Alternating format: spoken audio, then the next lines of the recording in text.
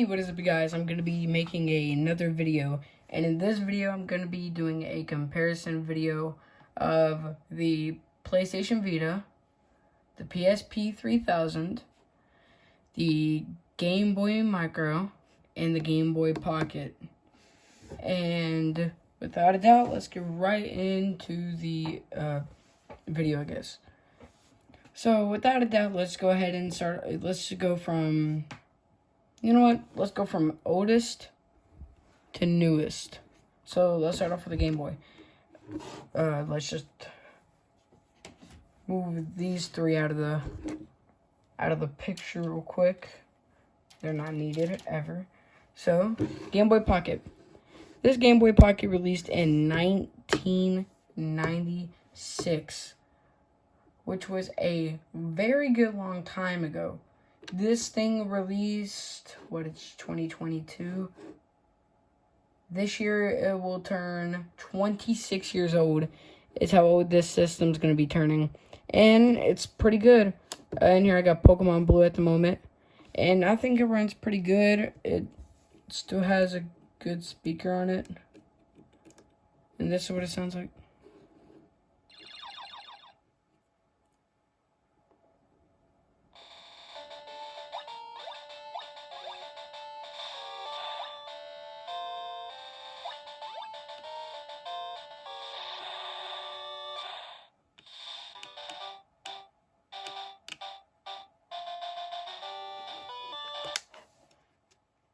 Yeah, that's a really good speaker.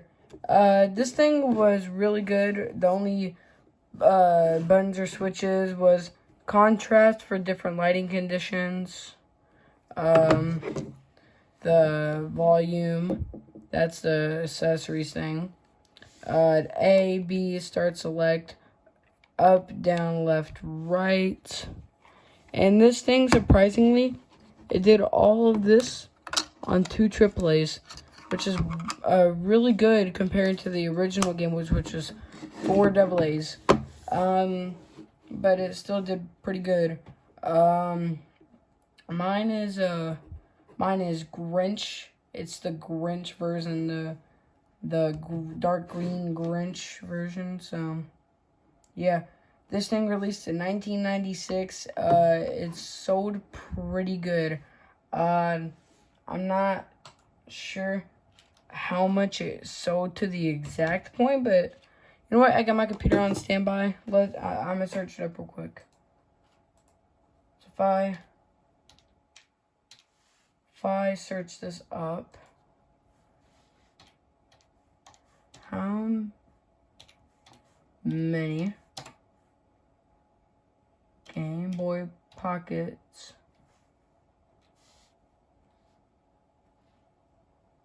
were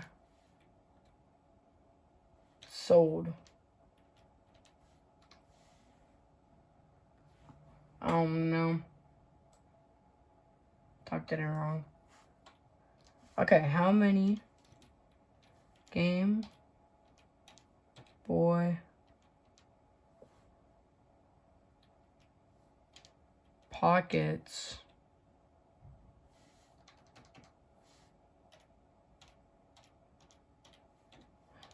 were, so my bad if I'm taking a bit. How many Game Boy Pockets were sold? It says for this little system, about 86 million of these little handhelds. This thing is actually really good then. It is basically the original Game Boy, just a pocket version, even though the original one could fit in your pocket perfectly fine, which is kind of weird. But it can play original Game Boy games. That's pretty much it. The games I actually have for this little crazy system is Pokemon Blue, which is in it. I have Pokemon Gold. I have Uno, because you know you gotta hit the Uno reverse on some kids. I got Mortal Kombat, obviously. Why not? Zelda Link's Awakening. Really good game. And Tetris, obviously. Can't have a Game Boy without Tetris. But, yeah, pretty much. my favorite game would probably have to be Pokemon Blue. That's the most recent game I played on it. Second's Tetris. Third is Mortal Kombat. Fourth is Pokemon Gold, and Uno is last, obviously. So yeah.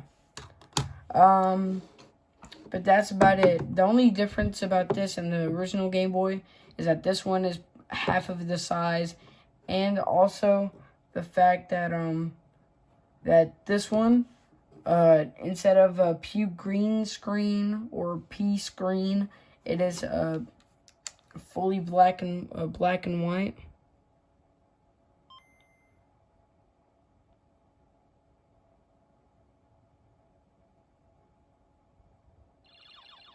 As y'all can see. I really enjoy this handheld. I have had it probably for 5 to 7 months now, and I've put some decent time into this, and I just really love it. And on to the second system. Well, we are already 6 minutes and 24 seconds in. And we're just not getting on to the second one. Second one, Game Boy Micro. I think it's a really good system. It was one of Nintendo's biggest failure. Not as much as the Virtual Boy, but it's almost there.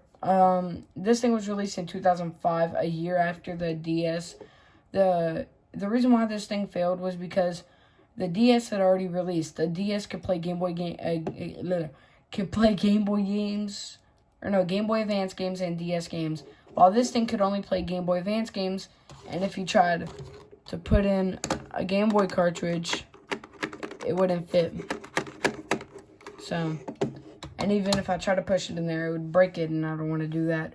But it can only play Game Boy Advance games. But I think it's really good because for how small the system is and everything, then I just think it's really good.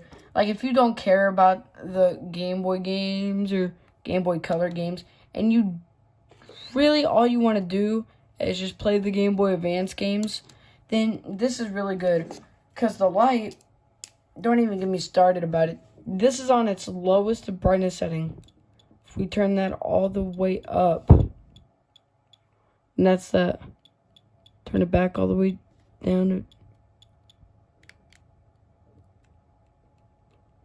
There we go. That's all the way up, which is a lot.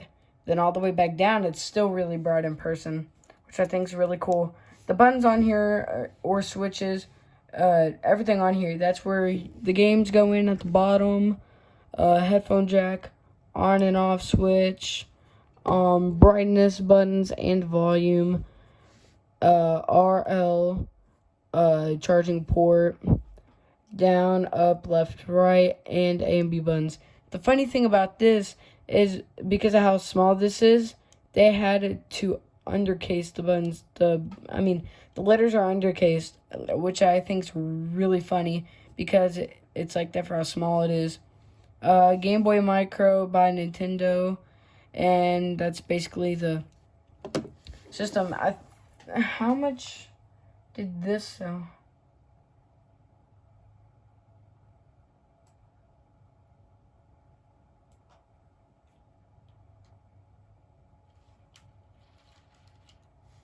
How many Game Boy?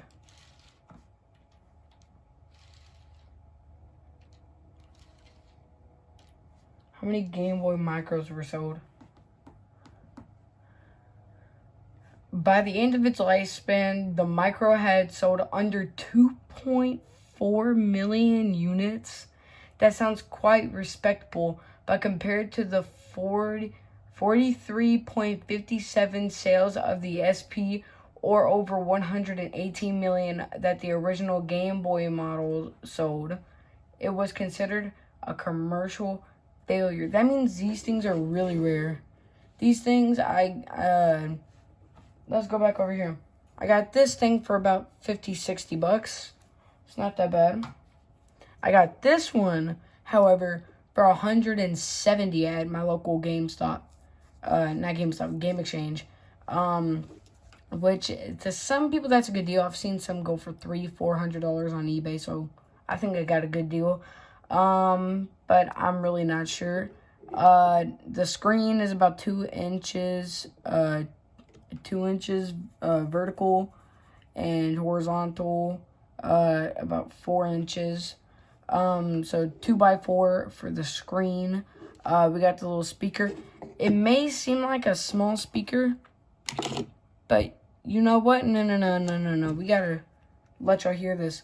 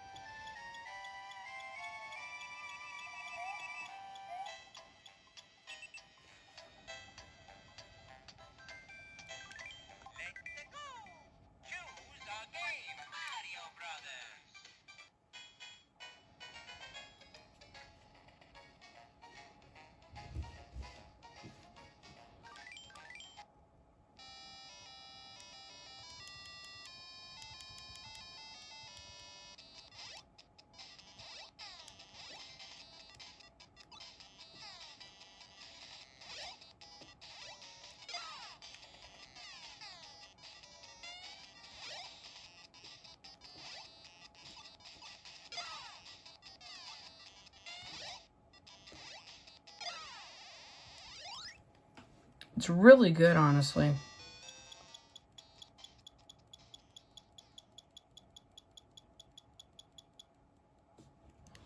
It's a really good system, in my opinion. I really like it. But I'm trying not to break it because one of my games that I bought, it seems weird trying to put it into the system and take the game out. So, yeah. But the games that I have for this system, I'm going to be showing you off from my least favorite to most favorite. So let's get into the games. First one is Super Mario Advance, which is what I just showed y'all. It's just the Super Mario Bros. Game with a Mario Advance game that you can't even beat the first level on. So I'm going to try to learn how to do that. But yeah, pretty much. The next game I'm going to show y'all is Pokemon Mystery Dungeon. It's one of my recent ones. I think it's my second to last one I've gotten so far. But yeah, I've played this game a bit and it's pretty good. Then next we have Top Gear Rally. I really like this. It's a fun racing game where you gotta unlock new tracks that have different difficulties each time, so you don't know which one you're going against. One, you could be going against easy. The next one, it wouldn't even tell you you'd be going against super expert, then hard mode, then expert, then middle, then easy. It's just randomized and I love it. It's full of surprises. My second to favorite game, Pokemon Sapphire. I grew up with a Mega Ruby growing up, and I had Ruby with my SP. God, I put so much time into that game. But I'm playing this one right now. And let me just tell you something. In Ruby, this one and Ruby are the same ones, just different enemies. But in Ruby, it took me like 5 months to get to the 4th or 5th gym. I've gotten to the 6th gym. No. I've gotten to the 5th gym in the first probably, in the first 2 days I've played it.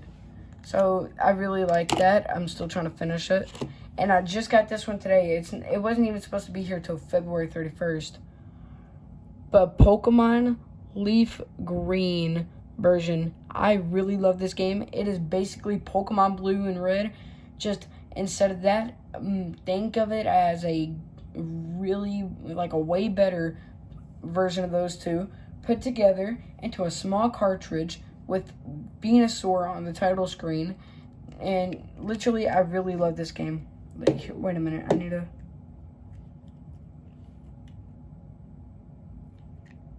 Okay.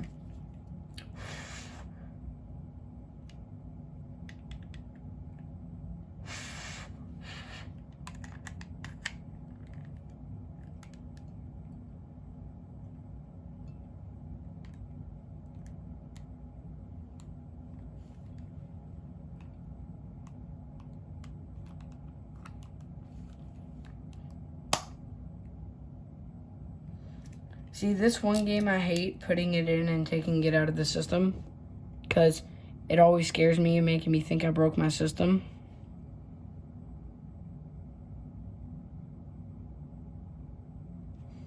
Oh, I completely forgot to change the volume. I'm such an idiot.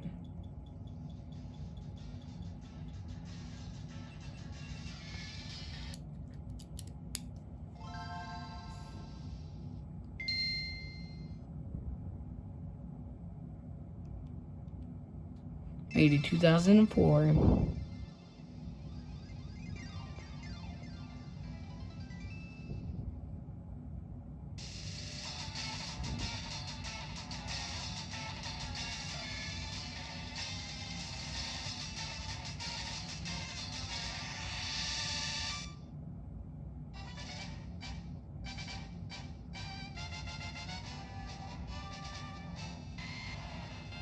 And I just got the game like 2 hours ago.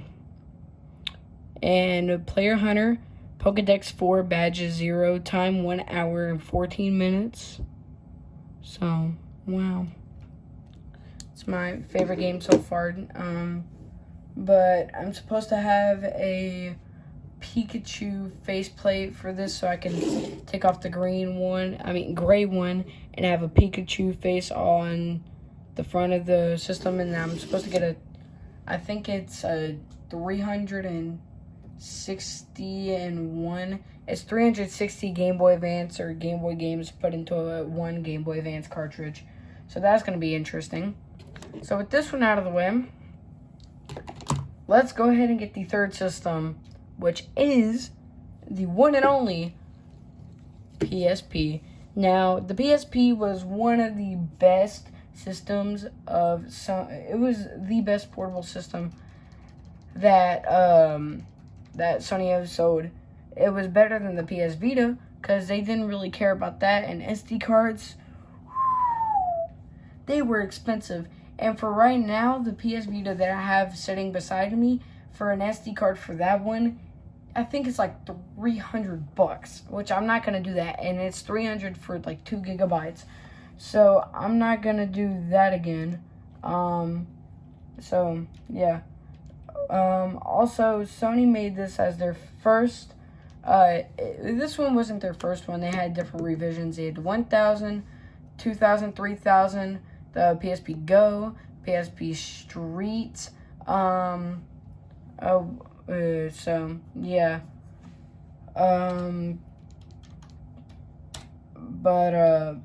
Yeah, pretty much that's the only thing I gotta say about this. But it was a really good system. They had some good games. They had GTA, they had Daxter, they have God of War. They had some really good games. But here's what it says about the sales for this. While there's probably not enough to get owners of previously, while there's probably not enough to get owners of the previous PSP to upgrade, newcomers will find the PSP 3000 to be a solid portable gaming and multimedia device. While some still consider it a second banana to the Nintendo nearly ambiguous DS Lite, the Sony PSP sold more than 50 million units since it appeared on the scene in 2005, which is also the same year that this thing released. So maybe I'll do a comparison or versus video on those two. But this system's really good. I mean, it has a good battery life. It's sleek. It's just perfect in all. It's comfortable in the hands. Really good screen. Everything. There's also some cool accessories you can get for it. Like, for instance, the case I'm using for this thing. It's this PSP case right here. That's what it looks like on the inside for the games.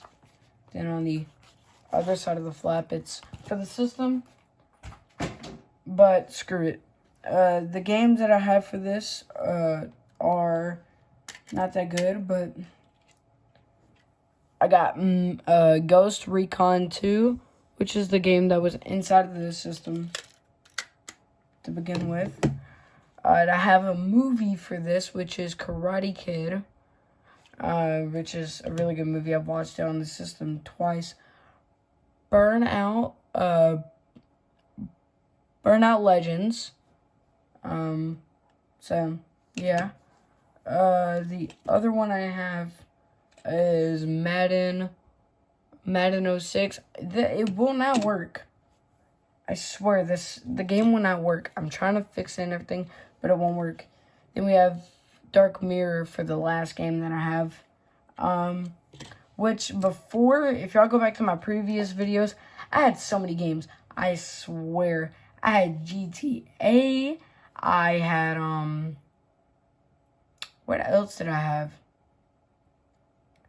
I had GTA. And some really other good, I had some pretty good ones as well. I can't think of them at the moment, but I had some really good ones.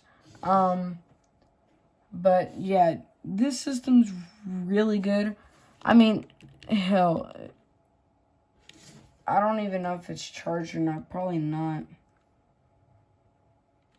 Yeah, not a chance.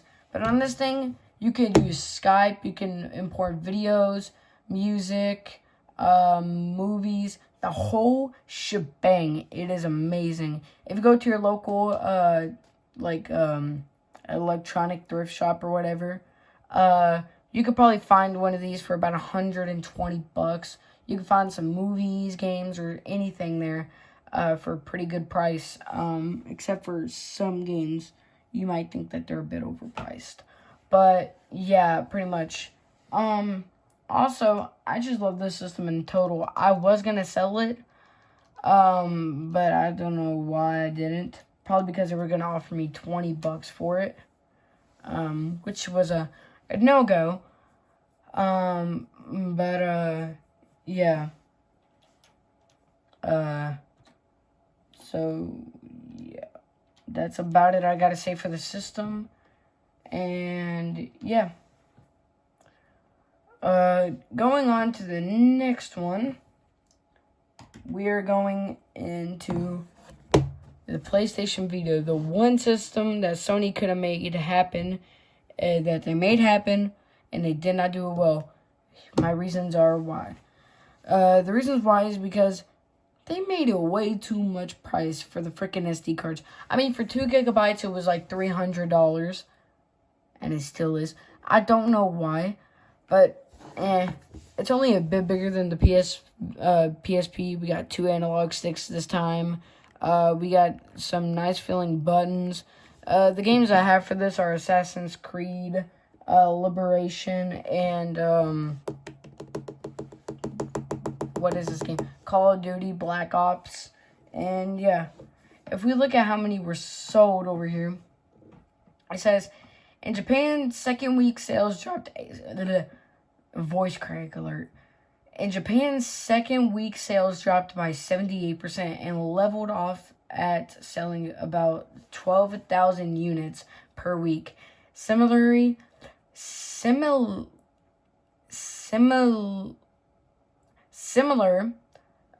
sales dropped off to about 30,000 to 50,000 units sold per month.